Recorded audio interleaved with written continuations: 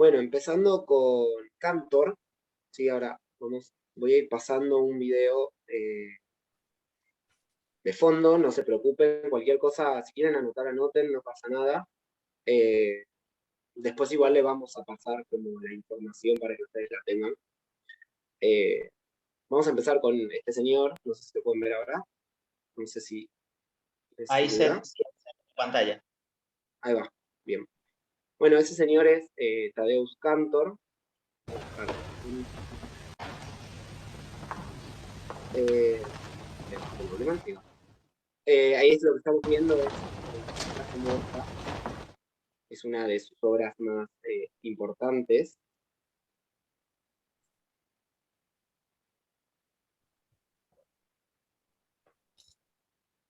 ¿Lo pueden ver bien? No sé si se traba.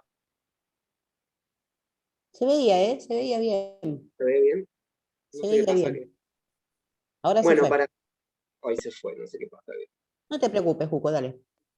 Bueno, la cuestión es esto que él fue un pintor, ¿sí? Un artista de assemblage, director de teatro, escenógrafo, escritor, actor, teórico de arte. Él es polaco, y lo que es más revolucionario de sus representaciones teatrales, tanto en Polonia y en el extranjero, tenía como está vinculado a el Disculpa, construir. el video, Sí, Juco, si lo podés Tranquilo, lanzar. tranquilo, yo lo paso, yo lo paso. dale, Dale, gracias. genial, así no se corta. Bueno, esto de constructivismo, dadaísmo, surrealismo. ¿Sí? Él es de Udenópolis y nació en una familia católica, su padre fue a la guerra, por lo tanto eso es algo que lo marcó mucho en su vida. Él estudió en la Academia de Bellas Artes de Cracovia en 1939 y su padre no volvió de la guerra. Es un dato importante, pues es lo que va a dar origen a su gran pieza. Eh, Así que hoy no podríamos decir que no podríamos pensar en la escenografía o en la simbología de la escena o en la utilización del escenario sin tener posturas o ideas que trabajó este autor. Sami, ¿querés continuar? Sí, tomando en cuenta un poco esto que les mencionó Juco, de que no fue solamente o no estaba solamente enfocado en el ámbito teatral, sino que también él era pintor, era como un artista integral. Esto lo trajo siempre, constantemente, en todas las producciones teatrales que hacía Cantor, ¿no? En 1955, por ejemplo, él formó un nuevo ensamble teatral con un grupo artístico visuales que se llamó Cricot 2. Esto no era solamente teatro, era pintura, en algunos casos también había escultura. En los años de 1960, Cricot 2 realizó presentaciones en muchos teatros de Polonia y también en el extranjero. Más adelante vamos a ver también el acercamiento que tiene Cantor con Latinoamérica, y se centró indispensablemente o mayormente en lo que era el absurdismo. Le gustaba mucho utilizar el teatro del absurdo para las producciones que hacía. Bueno, mientras le vamos hablando, por eso mismo le colocamos este video de fondo, como para que vayan observando un poquito qué era lo que hacía o lo que quería mostrar dentro de las producciones teatrales. Poco a poco, a medida de que le vayamos mencionando algunas cosas de Cantor, trayectoria, o lo que le hablaba hace rato, por ejemplo, a Goñi con respecto a los movimientos, lo van a ir notando en este video que están viendo de fondo, ¿no? En 1972 también se tomó una de sus obras como el evento más comentado del año en el Festival de Edimburgo. Realmente siempre dejaba algo que decir, por así decirlo. Y en 1970, realmente en el 75, es que se estrena la famosa pieza teatral de Cantor, que es la clase muerta, que se enfoca muchísimo en la vida y la muerte. Era algo que siempre él utilizaba para sus producciones. Y después, tomando en cuenta que era un artista plástico también, utilizaba mucho lo que era los objetos, ¿sí? Esto era indispensable y muy importante dentro de las producciones que él realizaba. Él decía que, por ejemplo, que es arte total, no se puede decir, aquí termina el teatro, aquí empieza la pintura, porque eso es lo mismo para mí. Eso era una de las cosas que él afirmaba. Y prefería el término de arte informal, expresionismo abstracto. Utilizaba mucho, como les dije antes, este expresionismo abstracto, el absurdismo. Si se fijan, por ejemplo, ahora en el video que están pasando, que está de fondo, bueno, hay como muchas cosas interesantes, por lo menos allí pueden ver ese actor que tiene como un cuadro que es como una ventana y después se separa, hay como un detenimiento y hace como una pintura en vez de simplemente una producción teatral. Esto lo utilizaba constantemente en sus producciones. Después, por ejemplo, hacía otro tipo de happening o presentaciones, como por ejemplo La Carta en 1968, que era un sobre de 14 metros de largo que fue transportado por 7 carteros a través de las calles de Varsovia. Entonces también hacía este tipo de muestras o presentaciones artísticas que hacía que llamara mucho la atención. Todo este tipo de expresionismo y de producciones que mostró Cantor a lo largo de su vida, generó que inclusive se inaugurara un museo con el nombre de él en el 2014, donde el edificio se llama Cricoteca, en donde allí hay muchas exposiciones con respecto a su arte, hay un auditorio, además de las exposiciones, también se hacen actividades de arte contemporáneo y performance que también se pueden conseguir allí. Después, con respecto a lo que les hablaba anteriormente, de los objetos y el espacio, que era muy importante dentro de las producciones de Cantor, afirmaba que una obra teatral se constituye como una forma. Los actores deben actuar con las formas y las construcciones, era lo que afirmaba. Y utilizaba mucho, por ejemplo, dentro de estas producciones, los movimientos de atravesar, cruzar y desaparecer. Era algo que, y también era muy repetitivo en las producciones. Por ejemplo, como están viendo ahora mismo, los actores en La Clase Muerta, como que había muchos momentos que daban vueltas constantemente alrededor de unas butacas y luego desaparecían y luego se repetía constantemente y era algo que utilizaba mucho con respecto a los movimientos que hacía en las producciones.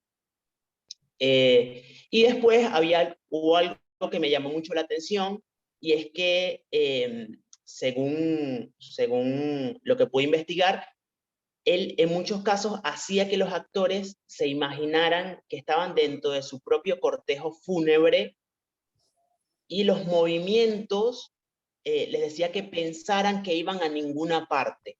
O sea, era muy vacío la forma de moverse, y el hecho de pensar que vas a ninguna parte y que estás dentro de tu propio cortejo fúnebre, por lo menos algo que utilizaba dentro de La Clase Muerta, ya eso a un actor, o por lo menos según lo que yo estuve pensando, le da mucho para hacer, para pensar, para moverse, cómo me muevo. Después, con respecto a esto con respecto al espacio, ¿no? Y después con respecto a los objetos, hay algo muy importante, y es que utilizó a lo largo de toda su carrera diferentes objetos que lo identificaron muy fácilmente o muy rápidamente dentro de lo que hacía. Entre ellos, les voy a mencionar algunos, están los títeres, que suplantarían en gran medida la apariencia y la expresión del propio actor, llegando a diluir sus fronteras con él. También tiene la escultura, el bioobjeto, que es muy interesante porque lo que señalaba es que formaba parte, era un objeto que formaba parte del actor, o sea, no era tipo una botella de agua en escena, no era una botella de agua y el actor, sino que la botella de agua formaba parte del mismo actor, o qué sé yo, un cuadro, digamos, que el actor formaba parte de ese cuadro y era un actor cuadro en escena. Eso era como más o menos el concepto del bioobjeto. Después también la máscara lo utilizó constantemente, los maniquís y las figuras de cera, que él decía, por ejemplo, de las figuras de cera, que estaba más allá de la vida y la muerte. Era como, la figura de cera para él no era algo que, o según lo que planteaba en sus producciones, no era una figura, no era un objeto y nada más que estaba inerte o muerto, sino que estaba dentro de la vida y la muerte. Lo que hacía Cantor con estos objetos, un poco para resumir, es que los utilizó constantemente dentro de sus piezas y no eran objetos y nada más, sino que pasaban a formar parte de un personaje más dentro de las piezas teatrales. Hay por ejemplo, como están viendo ahora, todos los actores están entrando con un títere y lo comienzan a colocar como a un lado del escenario, e inclusive hacen formas y figuras con estos títeres que en algún punto el espectador a veces ni siquiera se daba cuenta si era un títere o era un actor lo que estaba en escena. Y eso era lo que buscaba él. Bueno, ahora le dejo algunas ideas adicionales que Juco le va a compartir. Sí, bien, bien, como podrán ver, en el video hay un señor al costado, ese es Cantor, que él intervenía, no sé si me volvés eso, gracias, él intervenía haciendo indicaciones en los espectáculos a los actores, ¿no? Él sostiene que aquí estoy nuevamente en la escena, creo que nunca explicaré totalmente esta costumbre mía, ni a ustedes ni a mí mismo, pero a decir verdad, no estoy en la escena, sino en la frontera. Y creo que eso es como la parte interesante del trabajo de él, ¿no? Como esto que, como él está mucha inspiración a través de los elementos más importantes en, en la vida misma. Y genera este interés por la muerte y estas cuestiones de los hechos eh, importantes, de la que sería la materialidad del teatro. ¿Sí? Lo que Cantor fue pasando, intentando hacer pasar desde las artes visuales al teatro. Y esto de la frontera es porque siempre uno tiene que, este viaje para aprender nuevos continentes, para aprender superar fronteras. Entonces siempre había como una meta que se le alejaba. Entonces parece como muy interesante esto de la frontera, de ese lugar que no termina de ser definido. También dijo que el teatro en realidad no tiene ningún propio punto de partida. Los puntos de partida son la literatura, el drama, las artes visuales, la música, la danza, la arquitectura. Pero todo esto llega al teatro no por parte de él, y todo esto sirve al teatro en cuanto es su materia. Trataremos de descubrir la específica urmateria, la protomateria, la pura fuerza natural del teatro, independiente, autónoma. Esta urmateria es algo que surge como de los tres órdenes que él define que operan en la escena. Se relaciona mucho con el autor que hemos visto hace 2 semanas, con un teatro pobre, ¿no? Que él lo que está buscando es como borrar, dejar abolida esa barrera entre la escena y la platea, y poner y romper con la ilusión del teatro, ¿no? Del texto, que obviamente se opone como a esta cosa de focalizar solamente en el texto, sino de quitar todas esas parafernalias que potencian una ficción. Lo mismo con las butacas del espectador, ¿no? Como que no queden en la pasividad, sino que queden como construyéndose algo por dentro de sí mismo. Entonces aparece como esta alusión, más que ilusión, eh, que hace que se vuelva activo, que vea qué es lo que se está viendo y se está refiriendo. Los elementos que están ahí se nota que son de clase, hay muchas cosas que ya se van entendiendo, que refieren a la realidad y están presentes en sus obras. Como en estos órdenes que va funcionando, él habla como en un primer lugar de un orden esquemático que trata de esto que les decía, ¿no? Como una situación de costumbre de forma esquemática, que son situaciones similares, la muerte, el matrimonio, los funerales, el banquete, la guerra, un pleito pequeño, cosas que todos entendemos bien, no sé, un robo, un cortejamiento, que son ritos que tienen que ver con las palabras y con gestos específicos.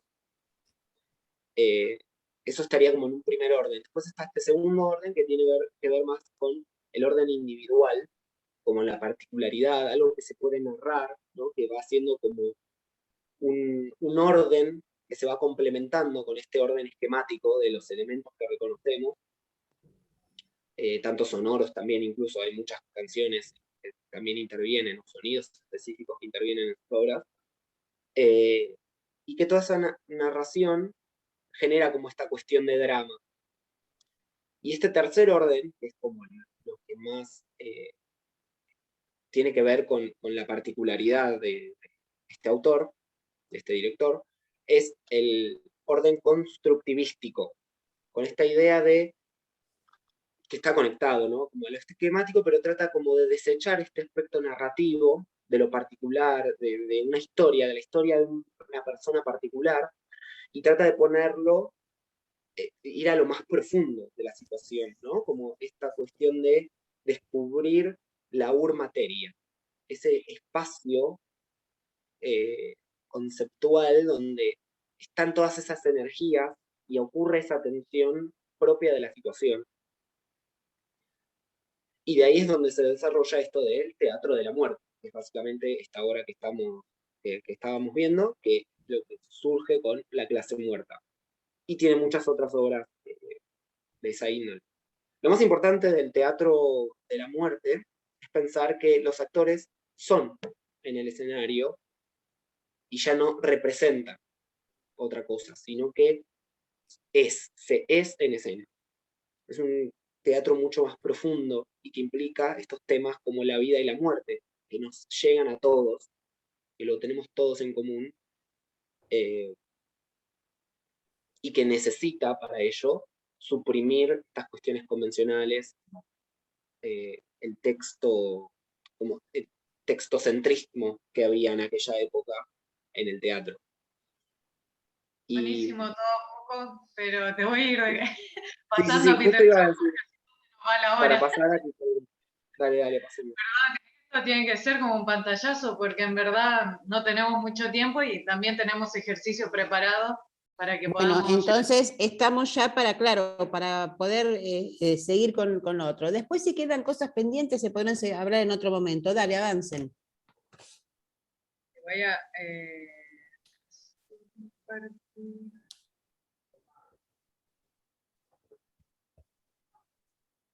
Gracias, clarísimo, chicos.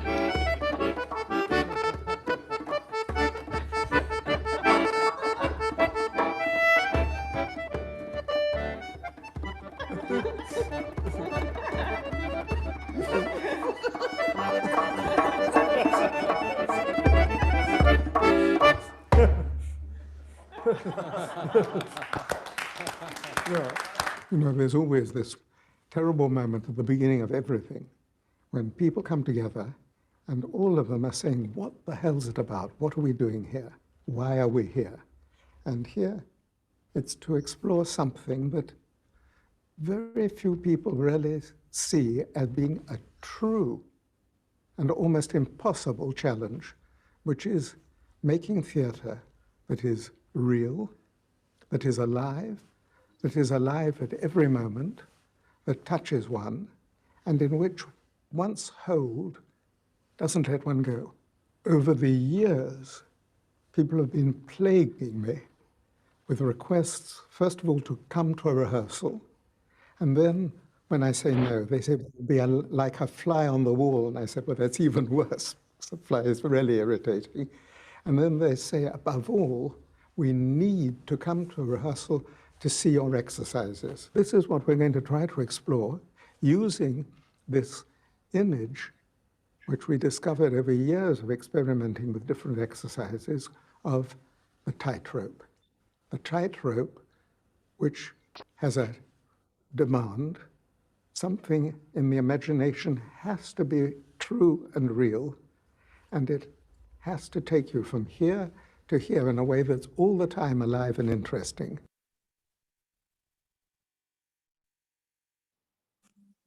Bueno, ahí un pequeño pantallazo. Él es Peter Brook. Está vivo, nació en el... The theater is never what one Ay, calls perdón. naturalistic. Algo se está Everything todavía andando. has a heavy way of doing what one can. Ahí sí.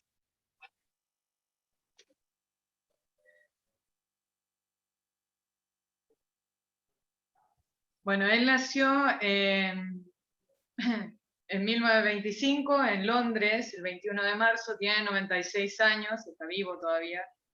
Es un director teatral reconocido mundialmente, también dirigió ópera, cine.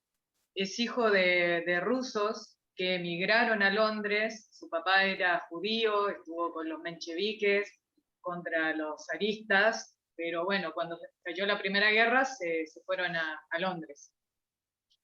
Debutó muy joven como director a los 20 años, en 1945, con una obra de Shakespeare que se llama King John, que sería el rey John, o no sé la traducción.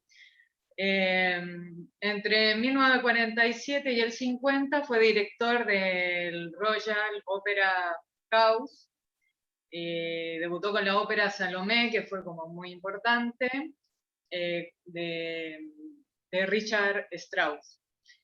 Y después montó muchas obras de Shakespeare siempre, y después en los años 50 estuvo en Europa, en Estados Unidos, y después fue nuevamente a Londres, y ahí estaba con el Royal Shakespeare Company, que es alguna compañía que sigue todavía.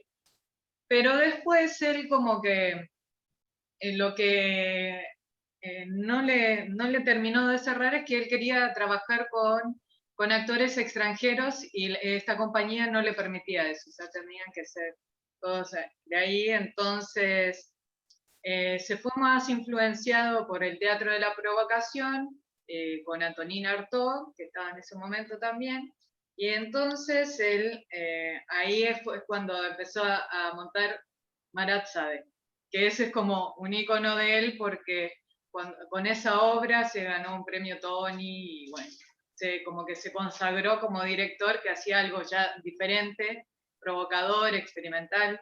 Y eso ya fue en el 70, ahí ya no más esa compañía, y ahí empezó a tener, se mudó a París, y con un hombre que se llama Micheline Rosan, fundan el Centro Internacional de Investigación Teatral, que funciona actualmente, de donde él es parte, y que hacen investigación teatral. Es una compañía multinacional, hay gente de todas partes del mundo, bailarines, músicos, y hacen gira. O sea, hacen gira por toda Asia, por África, por sectores a veces al desierto o donde hay mucha gente, y así se va trabajando, porque él después empezó a interesar mucho en el teatro que es de Asia y africano.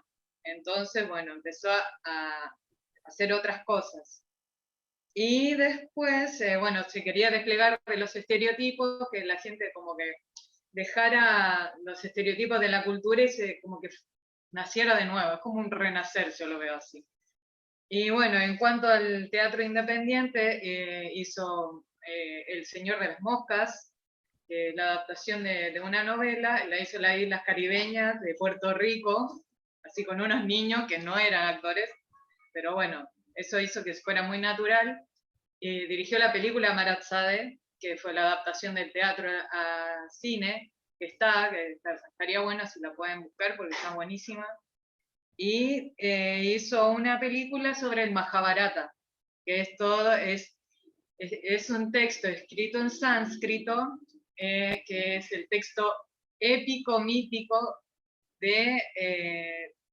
mitológico, perdón, de la India, que es un texto enorme, enorme, como si fuera la Biblia, pero no, es totalmente, o sea, de la historia de Asia, que es larguísima, y él tuvo 10 años para llegar a hacer eso, que dura 6 horas más o menos. Así que es un trabajo larguísimo. Y sobre la Edad Oscura, bueno, ahí hay que investigar profundamente en qué se basaba la película o cómo es, pero bueno, es muy interesante lo que él hace como director, y bueno, mi compañera Flor va a hablar de la teoría un poco de Peter Brook, y después, bueno, vamos a pasar a los ejercicios para que podamos mover un poco el cuerpo. Así que, bueno, Flor, cuando quieras. Bueno, yo, wow, no se tomen tan en serio eso de la teoría, porque creo que ya se explicó bastante, lo explicó Pía. Lo que voy a hacer es, lo voy a hacer bien rapidito porque se nos extendió un montón el tiempo, no quiero sacarle tiempo al ejercicio, aviso por eso, podría hablar más, pero lo vamos a hacer rápido. Lo que quería destacar, que es muy importante en cómo él concibe su forma de teatro, ¿sí? Que es lo que él llamó... Hay 4 tipos de teatro, ¿sí? Y el que él desarrolló es el teatro inmediato, ¿sí? Pero ¿por qué no les explico primero el teatro inmediato y les voy a hablar primero de los 3 anteriores? Porque esas son las formas de las que él deviene o quiere separarse. En primer lugar, habla del teatro mortal. Y el teatro mortal es el teatro que es eminentemente comercial. Es un teatro, el típico teatro de la calle Corrientes que podemos ver. Es un teatro formado, digamos, para eso, y dice que está muerto porque está recabando en formas que ya están muertas. Es como si se hubiera agarrado de ciertos estereotipos que ya no puede poner en juego, porque lo único que le interesa en sí es como una forma muerta de vivir el arte del teatro. ¿Por qué no está vivo? Porque no se permite cambio. Y el cambio es fundamental para el teatro, porque el teatro es estar presente, ¿sí? Esto habla sobre todo, y me pareció súper interesante y muy lúcido lo que dice, habla sobre todo de las obras de Shakespeare, que dice que interiormente vamos creyendo que vamos a ir a ver un acto o algo, pero por dentro nos estamos aburriendo. ¿Por qué? ¿Es porque Shakespeare es malo, porque está fuera de época? No, es porque la forma de abordar eso, se cree que hay una única forma de abordar un clásico. Y eso es lo que lo va, de alguna manera, matando. ¿Y de dónde viene esto? Viene de la concepción del teatro sagrado. El teatro sagrado es el teatro ritual. No sé si lo han escuchado, pero es el teatro que trató de desarrollar Antoine Artaud, o Antonin Artaud, que básicamente es un teatro basado en el rito, ¿sí? Pero lo que él dice es que, y es algo lógico, que por el cambio de época, el rito hoy en día ya no tiene ningún sentido. Lo que antes era un ritual, como podía ser, no sé, el peso antes que tenía una comunión, que tenía un bautismo, el peso de un rito fúnebre, hoy en día carece de sentido. Entonces, que quizás hoy un teatro de la duda, de la desazón, de la angustia, de la inquietud, es más verdadero que un teatro de nobles objetivos, porque se consolidó como una especie de solemnidad alrededor de ciertos conceptos que no permite que eso sea vivo, ¿no? Que uno no puede como liberarse o no puede llegar a esa forma de teatro, ¿no? Que implica como actores sumamente devotos, dedicados a encontrar la vida, no lo logra. El tercer teatro al que contrapone al teatro sagrado es el teatro tosco. ¿Por qué? Porque el teatro tosco es el teatro popular, es el teatro de la calle. ¿Cuál es la diferencia entre el sagrado y el tosco? En el tosco, sobre todo, el actor busca hacer reír. Y esto me parece muy importante. Para Brook, el actor es el centro de la escena. El trabajo actoral es el centro del teatro. Entonces siempre está centrado todo esto en la interpretación del actor. Pero trata de sacarle la culpabilidad y analiza en sí el fenómeno del hecho teatral. El teatro tosco es el teatro que es popular, que no necesita de un teatro, de una atmósfera, ni siquiera es el que sucede fuera siquiera de las salas de teatro en sí. puede pasar en la calle, puede pasar en, por decirlo, por traerlo ahora, ¿no? Puede pasar en un subte, pueden pasar en distintos lugares. Es justamente en ese teatro, un balde puede ser como una herramienta, una ametralladora, implica una revolución, hace mucha referencia, digamos, a la concepción política de ese teatro, es revolucionaria, por eso muchas veces lo asocio también con Latinoamérica, y lo asocia mucho con Brecht. ¿Por qué? Porque para Brecht es indisociable que el actor entienda su función en la escena, que entienda qué es lo que está tratando de hacer. No existe la concepción del actor apolítico, desprovisto del contexto, que solo va, actúa y no hace otra cosa. Eso no puede existir. Ese es un actor que no está apto a su tarea y que ve que incluso sigue insistiendo hoy. Por eso él propone su propia forma de teatro, que esta forma de teatro es la que yo les comentaba anteriormente, que es el teatro inmediato. ¿En qué consiste el teatro inmediato? Es aquel teatro en el que todo está permitido, en el que todo se involucra, pero en el que todo esté permitido no significa que sea cualquier cosa. Hay una relación entre el actor, tema y público, y una relación en los ensayos entre actor, tema y director. Y sobre todo habla de cómo es ese proceso del actor, y cómo el actor necesita ser desprovisto de todas sus preconcepciones, y que es lógico, más allá de que el actor en sí tiene todo un acompañamiento de cómo un correcto vestuario, una correcta escenografía, una correcta disposición del espacio impacta en su obra. Bruch es muy minimalista y busca justamente crear un proceso en el cual el actor lo único que tiene que hacer es acompañar ese proceso para ayudar al actor a que florezcan en sí cosas inesperadas. Y la única forma es mediante tomarse el tiempo y viendo las limitaciones de esos actores. Llegar a un punto donde ver qué es eso que el actor puede o no puede hacer. Y eso se lo da el tiempo. La idea para asignar los roles entonces es tomarse ese tiempo, ver al actor en acción, ver cómo trabaja y de alguna manera empezar a ser desprovisto de todos esos preconceptos con el que llega el primer ensayo, con el que encara esa forma. Para cerrar con el tema del teatro inmediato, que me parece interesante, él tenía, digamos, una fórmula que aplicaba, que implica repetición, representación y público. La repetición es el ensayo constante sin morir. Entonces, ¿cómo se hace para repetir algo y que no esté muerto? Poniendo en cuestión todo el tiempo lo que se consiguió en el ensayo anterior, se va al próximo ensayo poniendo en cuestión a eso, porque esa es la única manera. Debe morir para volver a nacer.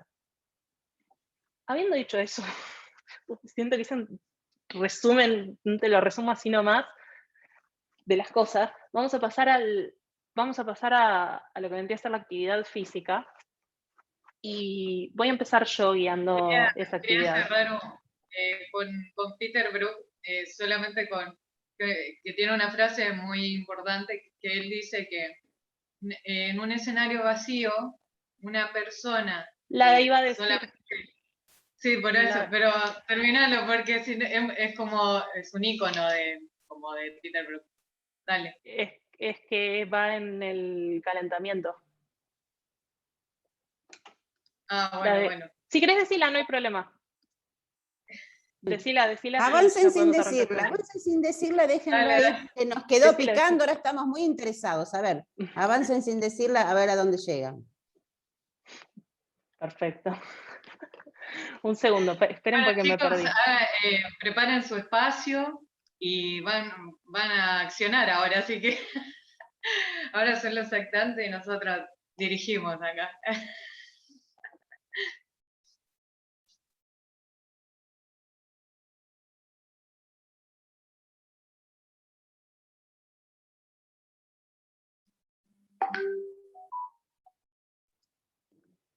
Bueno,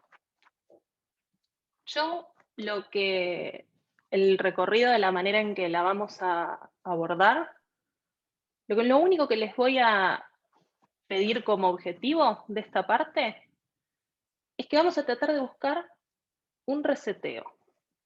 Les pido que dejen de prestar atención a las cámaras, porque el foco va a estar plenamente en ustedes mismos. Me fijo qué estoy haciendo ahora. Me estoy moviendo, me estoy acomodando, estoy parado, estoy mirando a la cámara. ¿Cómo estoy hoy? ¿Estoy más activo? ¿Estoy para quedarme quieto? empiezo a percibir cómo está mi cuerpo. Y cómo está mi cuerpo sobre todo respecto al cómo estoy parado, cómo estoy acomodado. ¿Qué necesidad tiene mi cuerpo en este momento? ¿Tengo necesidad de moverme, de estar quieto? Voy a tratar de ir aquietando ese cuerpo de forma natural. Voy a tratar de vaciarme de todo lo que mi cuerpo trae a hoy. Entonces voy a cerrar los ojos y voy a concentrarme en mi respiración. Cómo se mueve mi diafragma. Y de a poco voy a tratar de imaginar que el espacio en el que estoy en este momento se va borrando. Si estoy en pieza, se van borrando los muebles, se va borrando el sillón, se va borrando el entorno y voy figurándome en un espacio vacío, como si tuviera un foco de luz encima mío que me ilumina desde afuera. Y voy a ir descendiendo lentamente hasta llegar al piso. Despacio, a mi ritmo. Voy a ir bajando sin perder la conciencia sobre mi cuerpo y cómo se mueve. Sobre los pesos de mi cuerpo.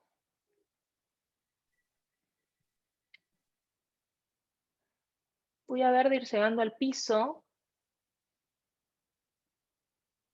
Voy a ver de poder acostarme en ese escenario vacío donde solo tengo un foco de luz que me alumbra. Cuando esté en el piso, acostado, sin apuro, cuando llegue, cuando mi cuerpo me lo permita,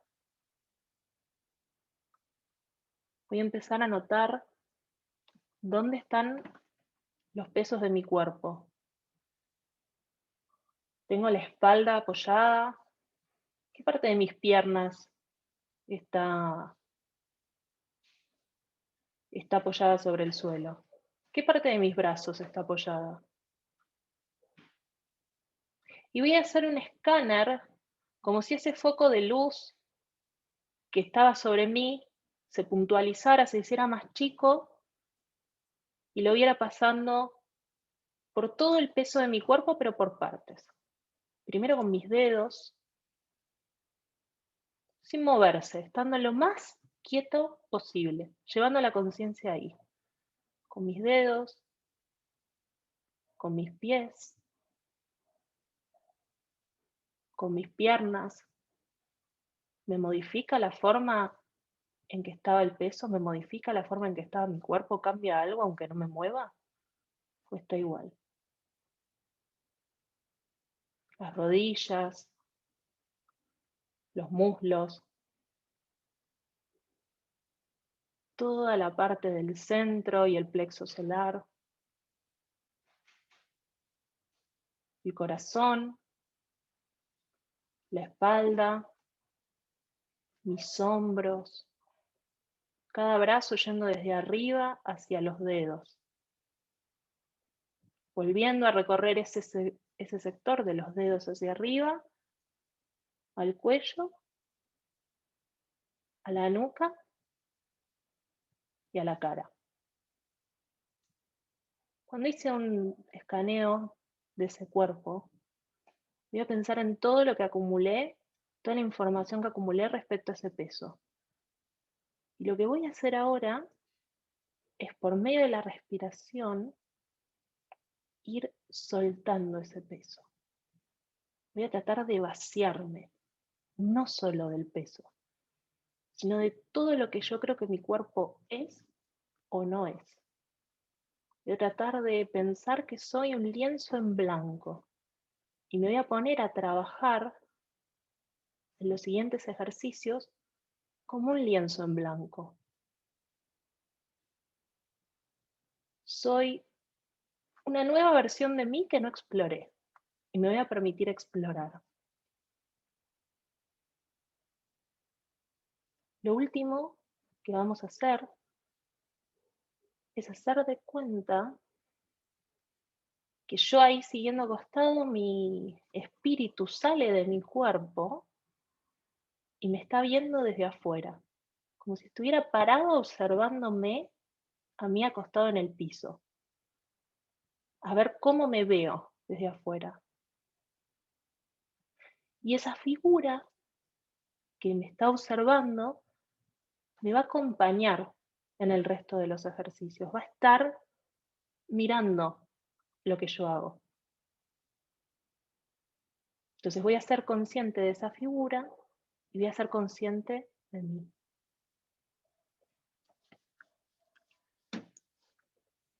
Este sería un buen momento para decirles la frase, que es que puedo tomar cualquier espacio vacío y llamarlo un escenario desnudo, que un hombre camina por este espacio vacío mientras otro le observa, y eso es todo lo que se necesita para realizar un acto teatral. Así que veamos cómo a partir de ahora realizamos un acto teatral en este espacio vacío. Con esta última frase, lentamente y sin abrir los ojos, voy a empezar a levantarme, dispuesto para la tarea, dispuesto para lo que sigue, dispuesta para lo que viene. Con ese reseteo para ver cómo me impactó. ¿Cómo es ese peso que cambió, si es que cambió o no? ¿Estoy más pesado, más suave? ¿Cómo es esta nueva versión? Y despacito, cuando lo sienta, voy a abrir mis ojos y voy a escanear ese espacio luego de este ejercicio.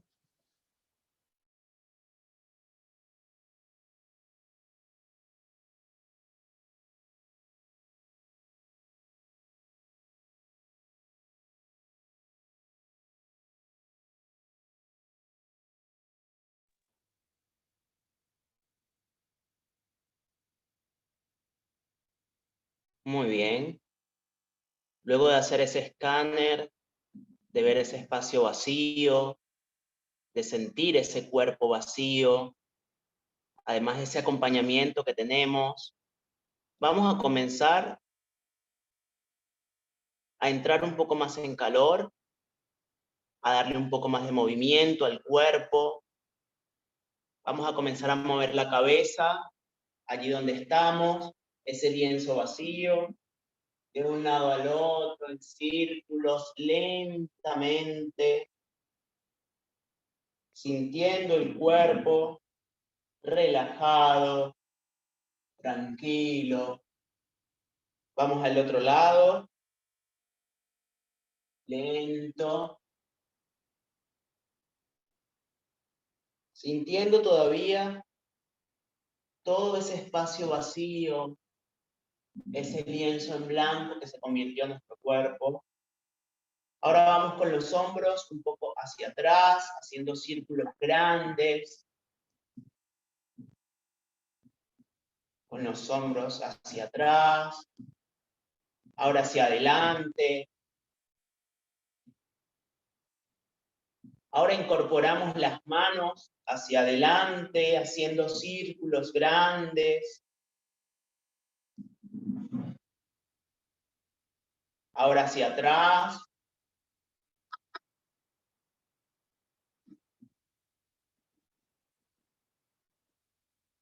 Ahora vamos a sacar el pecho hacia adelante, y luego hacia atrás, hacia adelante una vez más, hacia atrás, sintiendo como las articulaciones y todo el cuerpo se va activando y se va llenando más de energía.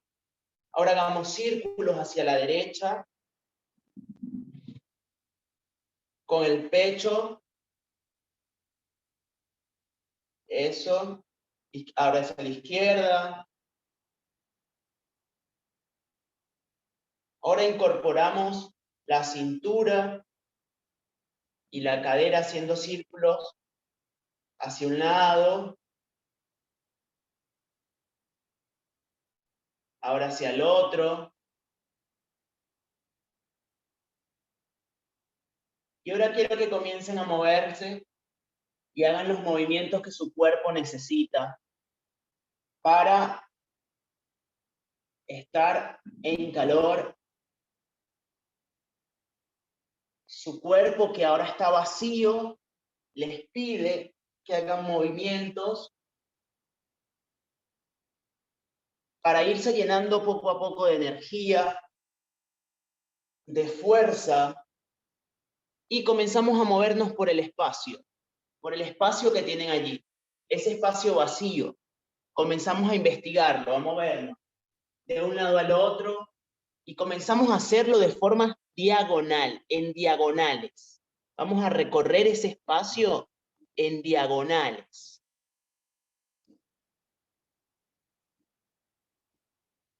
Vamos a hacerlo un poco más rápido, subiendo un poco la intensidad de los pasos y del movimiento.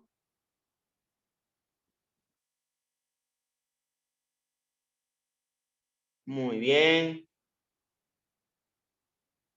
Ahora piensen que están caminando a la nada misma. No saben a dónde se mueven. No saben qué hay en ese espacio. ¿A dónde caminamos? ¿Hacia dónde nos dirigimos?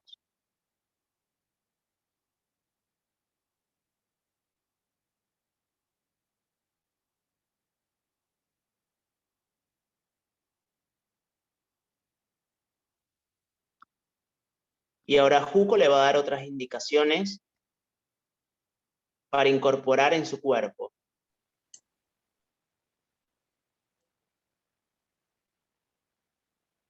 Bien, continúen con la caminata y vamos a empezar a localizar distintos sectores del cuerpo que se involucran en esa caminata. Vamos a localizar las partes que participan más y las partes que participan menos del cuerpo.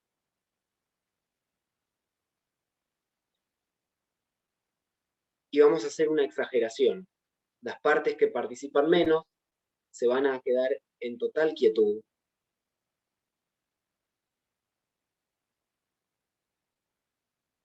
Mientras que las que participan más van a hacer mayor esfuerzo. Y van a hacer un esfuerzo exagerado.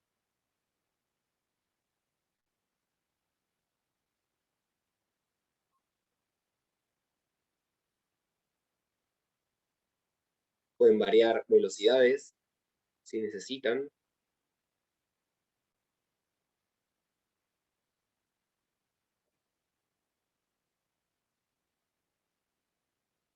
Stop. Observo el cuerpo. Observo mi equilibrio. Observo la fotografía que quedé, en la que quedé, el cuadro en el que quedé, la imagen que estoy plasmando ahora.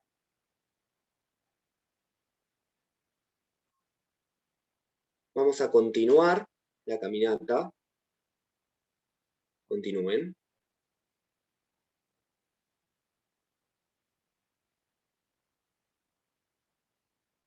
Y ahora la parte inferior del cuerpo va a estar muerta. Así de simple. No se va a poder mover de la misma forma. Pero el resto del cuerpo sí. El resto del cuerpo va a continuar con esa caminata.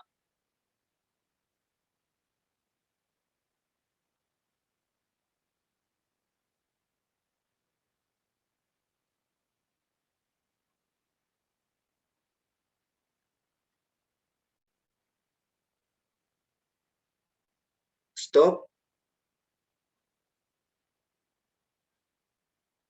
La parte que se va a mover de nuestro cuerpo va a ser el lado derecho de nuestro cuerpo, mientras que el lado izquierdo va a continuar muerto. Incluye de pies a cabeza, incluyendo la cara. pueden continuar. ¿Qué pasa cuando mi lado derecho está vivo y en movimiento y articulando todas sus articulaciones? Y mi lado izquierdo no puede, porque está muerto. Me puedo desplazar en el lugar, puedo avanzar en una dirección o retroceder en una dirección. ¿Es posible?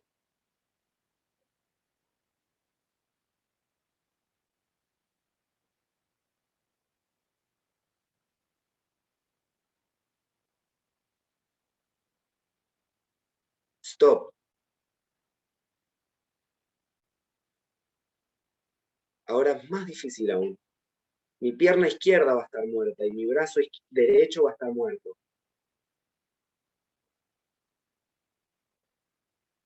El resto de mi cuerpo va a seguir vivo.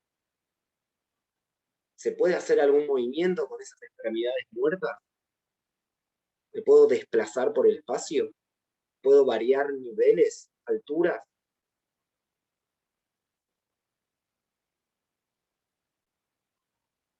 Voy a tratar de avanzar, voy a buscar avanzar, de utilizar ese espacio vacío con mi cuerpo muerto, o medio muerto, o parcialmente muerto.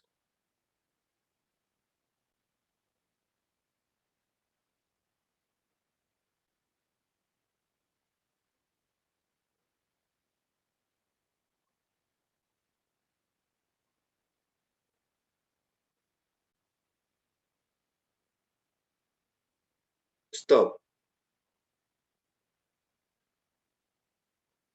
Observo mi cuerpo. Observo esa imagen que quedó plasmada, ese cuadro, esa idea de la caminata a medio hacer, de un cuerpo tieso.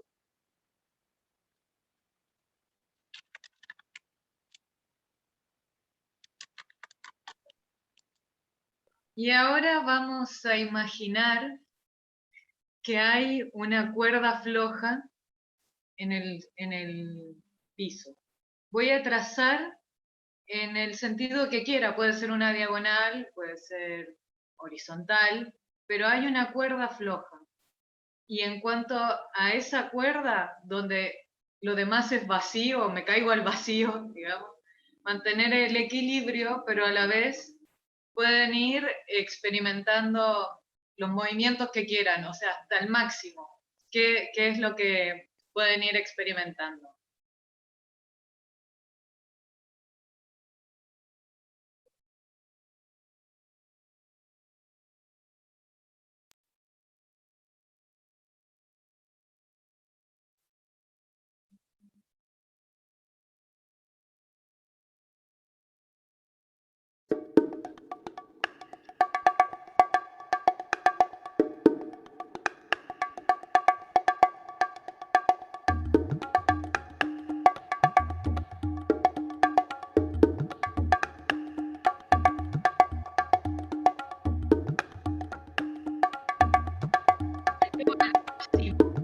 ¿Cuándo puede ser un movimiento suave o puedo cambiar el ritmo?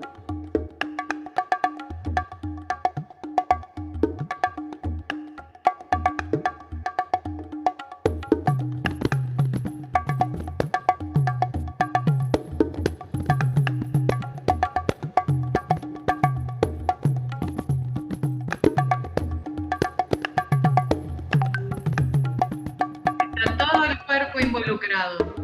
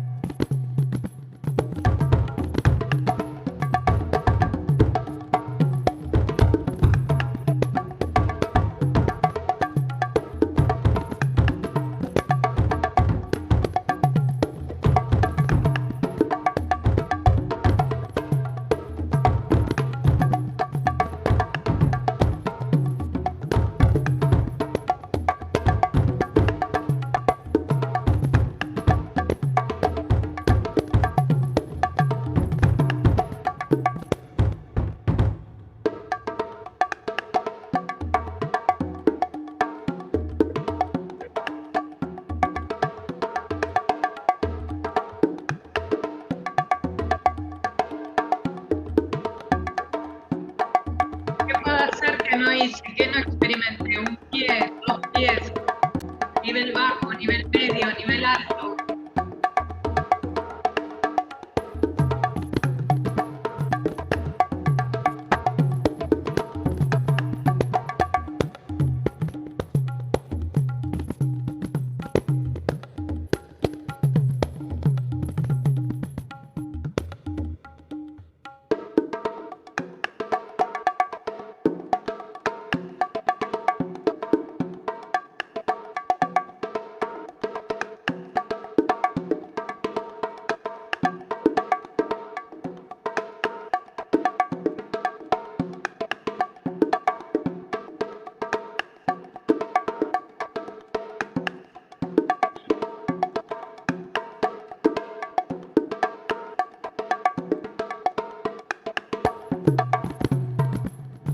Vamos dando un cierre.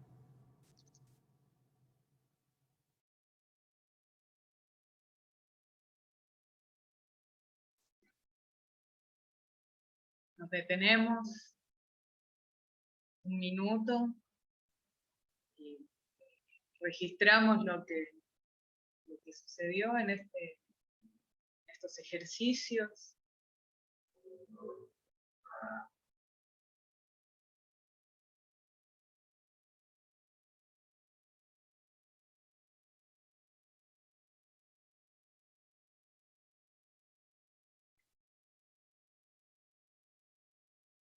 Bueno, eso sería por ahora. Bueno, Bien, registren gracias. su cuerpo, Sami. terminen de registrar cómo está su cuerpo, qué hicieron en ese momento con cada uno de los ejercicios, cómo están ahora, cómo está su mente con respecto a todo lo que hablamos, lo que vimos. Y volvemos acá, al aquí y a la hora.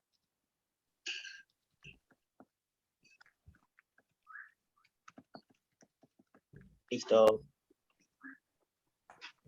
Bien, gracias. Gracias, Sami. Gracias, grupo. Lotia, Juco. Bien. Bueno, vamos a dejar que 10 minutitos más, si están de acuerdo, grabemos y seguimos grabando. Me gustaría que los hacedores de la experiencia puedan comentar, ver qué pasó, qué les llamó la atención, o también cómo pueden haber integrado todo lo que vinimos trabajando con estas dos clases, ¿no? De la clase pasada y estas, que súper interesantes. Bueno, los escuchamos.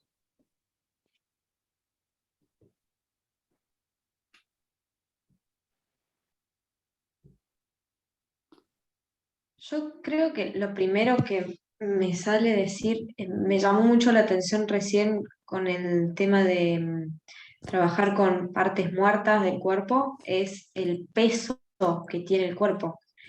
Me caía, tipo, pero en serio. Fue algo muy interesante de descubrir, entregarse a la real idea de que tenés una parte muerta del cuerpo y cómo influye en la postura y el peso que tiene es un montón. Intentar desplazarse también con eso colgando es demasiado.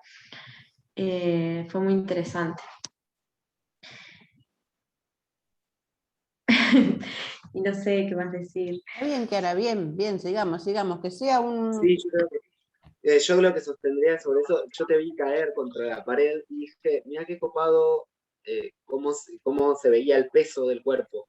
Porque, por ejemplo, otra opción que fue pasando era, y aún muerto se movía, pero se movía muerto. O sea, como que recurrieron también a esa opción, por ejemplo, que también era válida. Como que proponían otra calidad del movimiento, por ahí no, como tieso en vez de pesado, por ejemplo. Eso también fue como otra forma de encarar lo muerto del cuerpo. Que de todas formas... Interesante esto Sí. que estás diciendo, Juco, porque también de la pregunta o de lo que recién comentaron, porque las ideas a veces son potenciadas por la oposición, por oposición misma, fíjense, ¿no? Como decía Kiara, ¿cómo voy a mover algo que está muerto? Sin embargo, cuando lo pienso muerto, el esfuerzo que tengo que hacer es tan grande que se magnifica esa potencia, ¿no? Y en realidad lo que se veía era como una exageración de la acción, ¿no? Como si fuese algo magnificado. Bueno, una realidad extracotidiana, pero bueno, la idea de la muerte, claro, es muy, muy interesante, ¿no? ¿Qué más peso pesado que alguien muerto? Y la vida que les sacaba por otro momento, ¿no? Porque se los veía completamente activos y como involucrados físicamente en esa tarea también. Tal Ver cual, algo por sentado. tal cual. Sí, sí. Sí, eso muerto finalmente se veía iluminado, porque había algo que estaba destacado de ese movimiento. Es muy interesante eso. Bueno, Es que sigan. yo creo que el contraste entre ambos fue muy potente y creo que eso les daba como esa luz sobre ese aspecto. Yo creo que también, creo que no sé cómo hubiesen llegado a eso si no hubiesen tenido un registro anterior rápido de cómo se encontraba su cuerpo hoy, ¿no? Y desde el no desde el hacer, sino desde el registrar, como desde la observación interna que hicieron al Sí, principio. el sentir o percibir, ese sentir o Percibir, percibir que es fundamental, porque no es una acción mental, tiene que ser una acción perceptual, es decir, tengo que sentir ese peso. Porque si hago que peso, perdón, porque ya empiezan a aparecer cosas de las que veníamos laburando, ¿no? Si yo hago que peso y no peso, no se convierte en realidad, o no es aparentemente real. ¿Sí? ¿Se entiende esta diferencia de las cosas que veníamos hablando antes, eh? ¿Qué más? A mí con eso de las extremidades muertas me sucedió que de repente, más allá de que eran como partes localizadas, todo el cuerpo se invadía con esa sensación de tensión y de repente por más que tenía una pierna libre, no me podía mover y era como, se contraponía un montón esto de, ok, tengo una parte disponible y otra no, pero sin embargo el cuerpo como que no respondía como yo quería en mi cabeza que responda, y era como que no tenía control sobre lo que yo quería hacer. Era re extraño eso. Como que fue muy interesante poder transitar eso. A mí me pasó que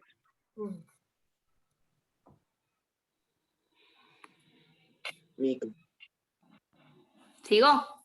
Sí, sí. Eh, a mí me flasheó mucho la primera parte, la de que hicieron como esta definición de ser una hoja en blanco, porque bueno, la mente siempre está ocupada, por más que estés meditando, haciendo yoga, lo que sea, es muy difícil poner la mente en blanco. Y me pasó con esta alusión al espacio vacío, que lo re pude lograr y fue muy interesante porque realmente sentí, como empecé a sentir lo tenso que estaba mi cuerpo y cómo fue aflojando de a poco, poniendo la atención en partes específicas y en esto del espacio, como que el espacio al estar vacío me ayudó a mí a estar vacía, que después cuando abrí los ojos se esfumó, pero haberlo podido lograr por lo menos con los ojos cerrados para mí fue un montón. Estuvo re bueno eso.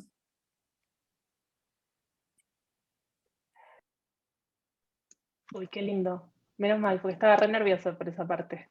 Es re difícil pensar en cómo hacer para que la gente se vacíe. A mí me angustió vaciarme, o sea, sentir el vacío, ¡uy! Me dio un miedo, no sé si estoy bien, si estoy mal, si está bien, no sé, pero después me causó alivio, o sea, igual después siguió y eso se transmutó, pasó, digamos, Está pero sí, perfecto esa porque sensación de vacío. es algo completamente inesperado. Entonces, o sea, la idea de esto es fomentar lo inesperado. Y si te pasó esta reacción que quizás no la tenías contemplada, es súper válida. No necesariamente se tiene que sentir bien o mal o más o menos. Es justamente esto, te lo permitiste habitar y surgió algo que creo que es lo que trataba de hacer Brooke. Y que es recontra válido. Me pareció muy interesante lo de Mika recién porque fue como, claro, tal cual, como el espacio vacío a mí me generó mucha libertad y en la mente también, como que no lo había pensado de esa manera, fue como, ¡ah! Bueno, y también la parte del espíritu me pareció muy interesante porque me vi de otra manera, como siempre te dicen como, bueno, ten conciencia de cómo está tu cuerpo, pero pensarme como un afuera, como un espíritu, que creo que fue lo que dijo Flor, fue como era como veía otra cosa. Y después con la cuerda floja, nada, me divertí un montón. La pasé muy bien. Sí, es un testigo, ¿no? Que se está creando, y ese testigo de la que te hablaba tu compañera, es un testigo que estamos generando. Esta conciencia de la percepción tiene que ver con generar un testigo externo a nosotros mismos. Es decir, como si pudiéramos vernos todo el tiempo. No es un desdoblamiento de la personalidad, pero sí es una conciencia donde yo me sé en un lugar porque aparte puedo verme, es como si fuese el testigo de mi propia presencia. Bueno, es una serie de palabras, ¿no? Pero es lo que recién de alguna manera construyeron y lo que desde la apertura de la percepción estamos construyendo desde el inicio de la cursada, ¿no? Es el saberme aquí, el sentirme aquí, el generar esa presencia. Bueno, bien, María, bien. Bueno, vamos a las últimas, así cerramos la grabación. ¿Alguien más quiere decir algo más?